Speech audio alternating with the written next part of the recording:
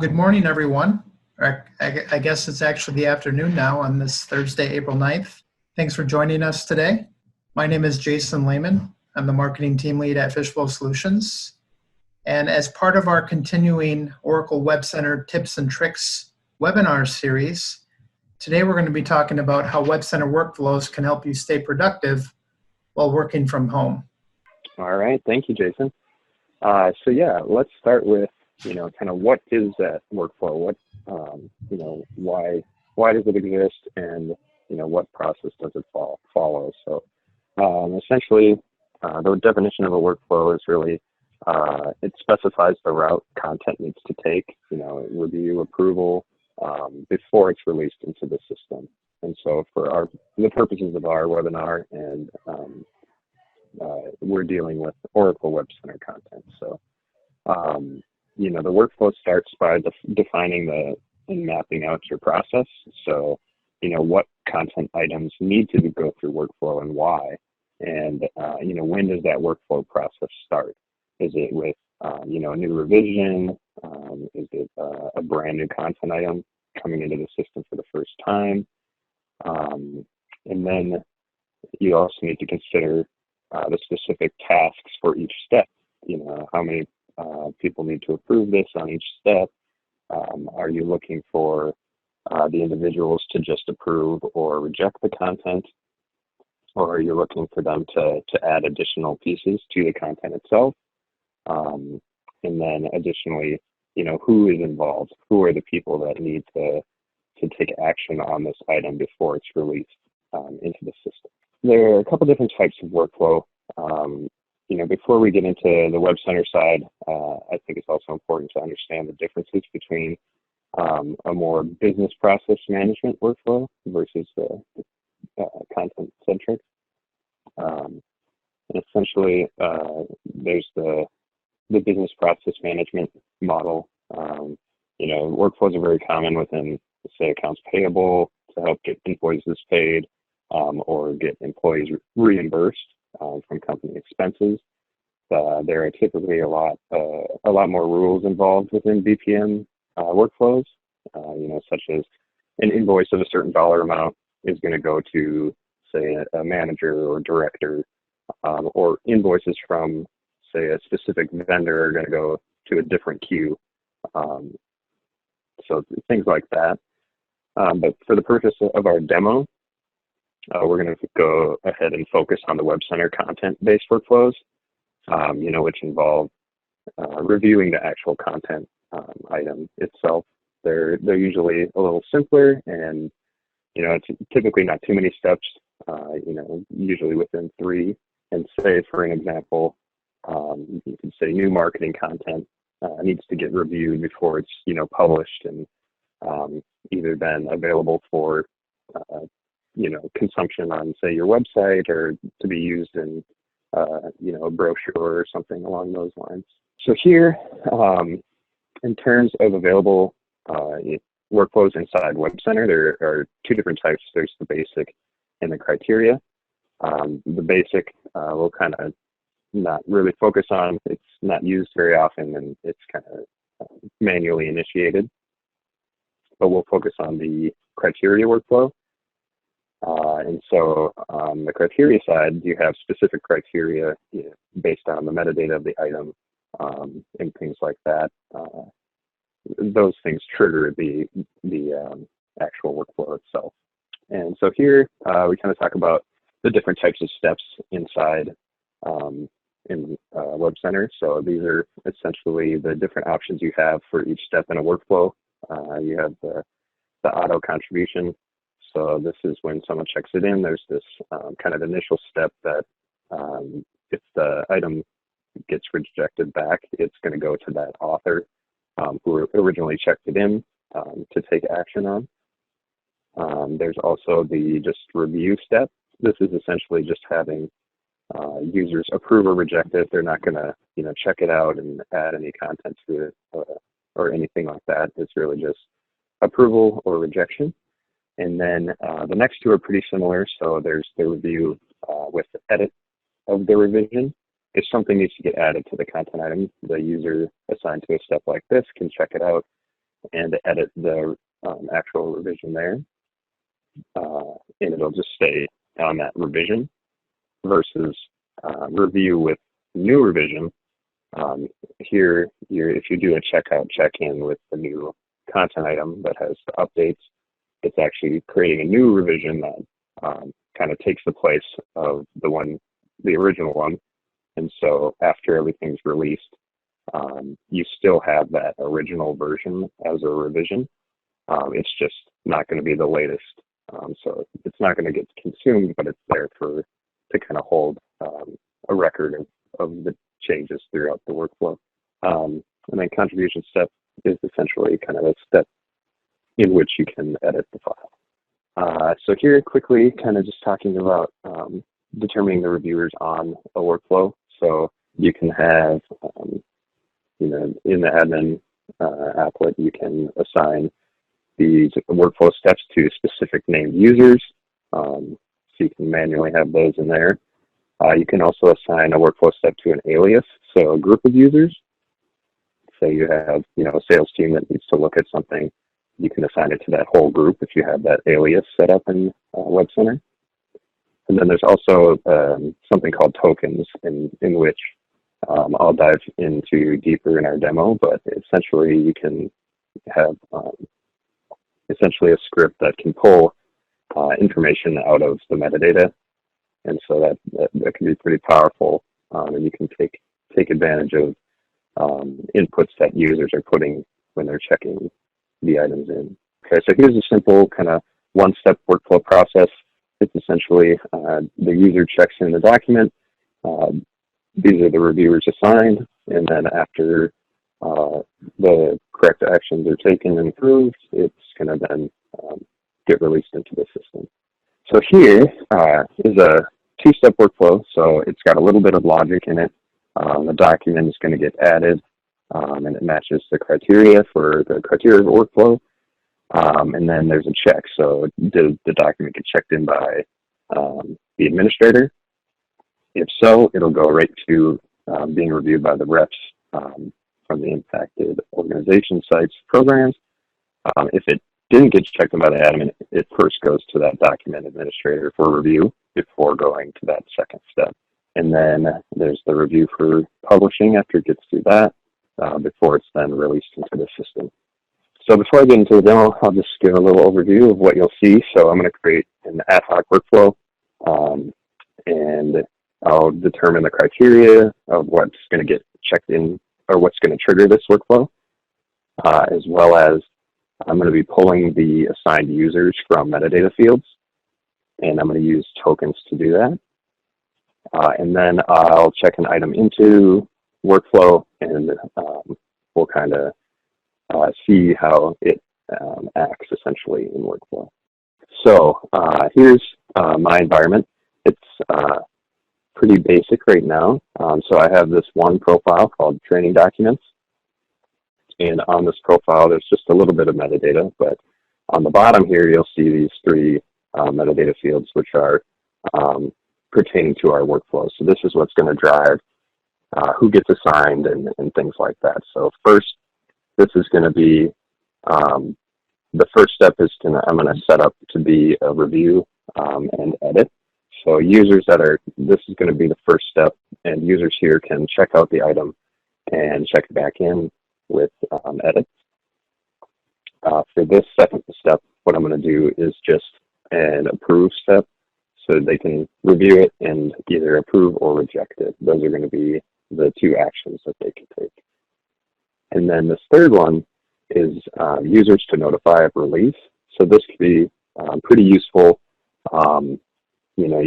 You can put an alias in here of, say, the user group that this document pertains to. So after all of the workflow actions happen and this document gets approved, it can then notify a larger group of users.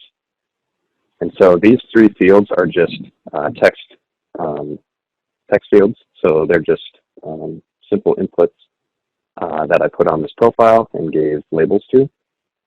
And you could, say you have a lot of users that you want to add, you could, make long text or something to be able to handle larger groups, but for now, this is just text.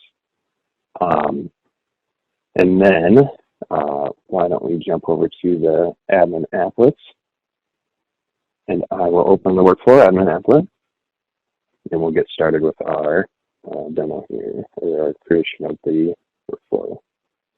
The first thing we're going to do is we're going to create those workflow tokens. And so I'm going to create 3 different ones, one pertaining to each metadata field. And I'll kind of walk through the script to better explain what everything's doing. But once you're in the workflow applet, you can see at the top left under options, there's tokens. And so let's get to adding them. So the first one I'm going to add is workflow step 1 token is what I'm going to call it. I'll assign it to the workflow step 1. And here's my script. And I'll make this bigger so you can see it. And I'll just kind of walk through it. So essentially what I'm doing is grabbing the value that's going to get put in the X workflow step 1 user field. So this is the name of that field I was showing you on the profile. And I just assign that to a variable called field, so it's a little easier to read. What I then do is create a result set on that. So essentially you can put a comma-separated list of users and aliases in this metadata field, and it'll break those up, and then it's going to loop over each one. And here's a quick check to see if it's a user that you added into the field. So it'll then assign this user. So workflow add user is the function for adding a user to the workflow step. And then if it's not a user, then it attempts to add it as an alias. So it's a pretty simple loop here that you can kind of add to get the information out of that metadata field. And one thing to note too, so this is IDOC script. This is what WebCenter uses. It's kind of an Oracle scripting language. So the syntax is a little different than something you might see, but it's pretty straightforward. So this is going to be our first token. I'm going to create the other 2. They're very similar.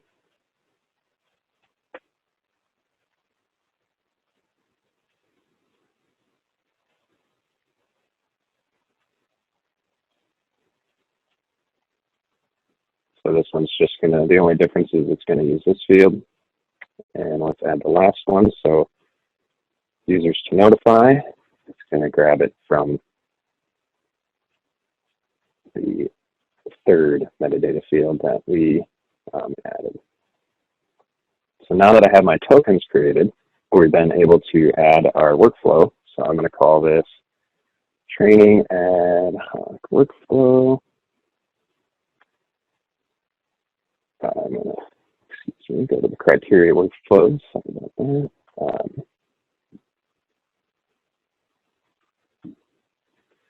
And so what I'm going to do is I'm going to go off the public security group, and then my criteria down here, I'm going to trigger off the profile that I'm using. And so that is the training profile. So now let's add our workflow steps. I'm going to just call them step 1. So for this one, I'm going to say you can review and edit. So replace that revision with changes, and then I'm going to select my workflow 1 token. That's all you have to do for that step. It's pretty simple. For step 2, I'm going to go in here. I'm going to do just review, select my 2nd token. And the one thing I'm going to do here is I'm going to, the last step is going to be just a notify step. So I don't actually want it to notify the users assigned to that step that there's work to be done, since I'm going to just exit the step and notify everyone that's released and approved. So I'm adding this IDOC script value here in the exit step so that it doesn't send that notification. And then my last one is going to be called notification step. And I'll add this last one here. And then on enter of this workflow, I'm going to put some IDOC script to send the message essentially. So here's, I'm setting the email subject saying the item is released. and then I'm grabbing the user who's assigned to this step, and then I'm going to notify them. And then this is IDOC script here to just exit the workflow. So I can turn this on now, and let's quick check in the item. So I'm going to check in some VPN training material. So if you're working from home and there's a change to your VPN manual and you need people to get assigned to that or get a notification for that after it gets approved, I'm going to have a workflow for that. So I'm assigning the first one to myself here. I'm actually logged in as WebLogic, one of the admins. So first it's going to go to myself to make sure everything's good and doesn't need any more edits. Next, I'm going to assign it to the admin group to approve or reject it. And then last, here's the training group alias, which needs to get notified that the item has cleared workflow and there's some new information for it. So here you can see on the content information page, it's now in workflow. I'm going to pull over this other browser I have here that I'll log into with my user. I'm going to go to my workflow assignments. You can see here, and I'm going to say everything looks good. Let's approve it through. So now it'll be in step 2. So step 2 is assigned to the training admins, and in this case, I have the WebLogic user as someone who needs to approve it. And so here, I will approve. And so now you can see it actually got cleared from workflow. And I can show you some of the notifications here. So here's one where the user is getting assigned to step 1. You can click on the link to go into the review pane to approve or reject it. And then here is the second one, getting assigned to step 2. So you can kind of see how users are going to get notified when they need to take action. And from an earlier example, here's also a reject email. So if the item got rejected from workflow, it's getting assigned to a different step. It'll show you who's rejected by, and here's a message saying, what needs to change. So a user could then get that information and then take the correct action, get it checked in correctly, send it through, get approved. And then here is an example of the notification step at the end. You can see up here it's saying to the users that were in that alias, notification of release. You can customize what this message says, but VPN training is the item. And so this is just saying, and here's a link to the content information page, so you can then go view that item.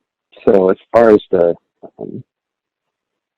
demo goes, that's really what I wanted to show. Is it's really easy to you could have an existing profile that you just add these 3 metadata fields to, or maybe your use case only needs 1 or 2 of them, and then pretty simple to then just add a criteria workflow that triggers based on that profile or any other metadata that you might need.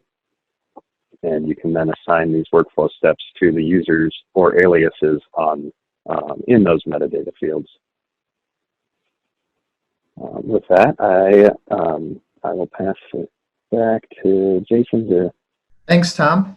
So very quickly, Tom was able to show you in about 10 minutes how to create another workflow to involve other people in the process, to create the necessary steps and notification. So again, the purpose of today's webinar is to really show you that if you're considering other ways to get content, reviewed by people, approved through your system, and then notify your entire organization, for example, a workflow can definitely lead that. So just as we're all dealing with a lot of very unique circumstances now, how could workflow really help you as part of your content governance model?